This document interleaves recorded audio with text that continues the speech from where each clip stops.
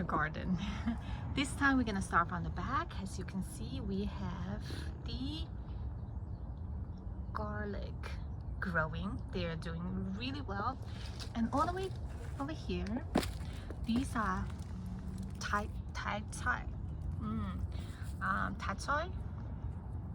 These are very hardy vegetables. They are not growing, but they still alive. And I believe when the temperatures spike, they probably will just, you know, grow very fast. And over here are carrots.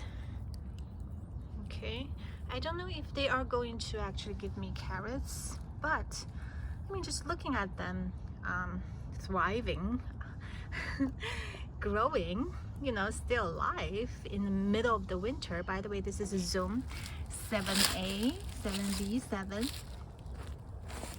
That's, I mean, exciting enough, right? And I have more garlics here.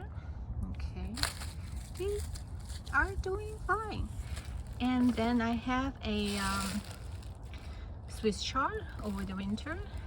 They're not as lively as the early of the season, but they are also still alive. And back here, I have a lot of all these greens are celery. So I would say try celery. Even though they are difficult to germinate by seeds, guess where these celery is coming from? Some of them are seedlings I bought from the nursery. But the rest of these, like I put those seedlings over there, but the rest of these, they self-seed all the way to there. Do you see that? They self-seed, which is fabulous. I don't think I ever need to buy celery seedlings anymore. I would just let them, you know, go wild by themselves. Celery are so tasty and so convenient if you have them in your garden. Over here, I still also have those tai chai. And over there, that celery also coming like a, you know, self-seed celery. And back here, I have some kale. Oh no, oh, aphid, look at that, wow. I did not believe aphid can still survive in the middle of the winter. Holy moly.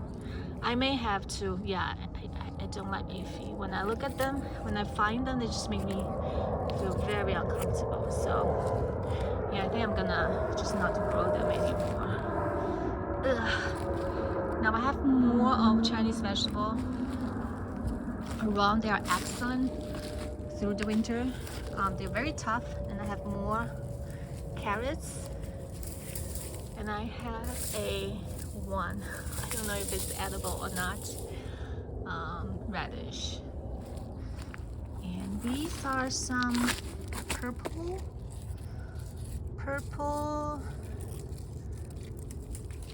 Chinese vegetable. And look over here, I just made a hoop house, very simple hoop house myself. Look at them, look how much vegetable I have. Isn't this crazy? This is the middle of the winter. Holy mo, I think I will have enough, you know, to enjoy. It's not like I eat them all every single day, but at times, you know, when you want to have some of these to make soup or stir fry, I will just come over here and get them. And I showed you this before, and over there, they are even more vibrant, right?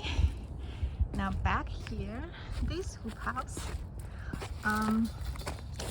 it was snowing and frozen like before. So this hoop house, I think I may have to, yeah, because of the water anyway, I have to, let's just take a peek inside. And they seem like okay. They need to find a way to get rid of the water accumulation here.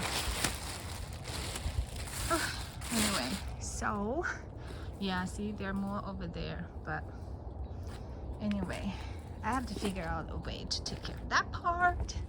And over here, I have more vegetables. These are all cold hardy, as you can see. They're looking pretty decent. And look at that. Can you see them? Radish, big radish here. So these are my winter vegetables. I still have a bunch. This is very encouraging to me. This is the very first time also I do winter garden. I keep them in and I have a winter garden, and they look fantastic. I'm very excited about that. And look at those. You know what they are? They are winter sowing containers. I have a compost bin and more winter sowing containers. Give a view this way, and this is a new addition to my garden. I can't wait for this to be filled. This is a rainwater barrel. My husband is going to redirect the the pipe thing, going to for me to collect rainwater so I can irrigate my garden. So what do you think? I am very proud. Alrighty, talk to you, bye.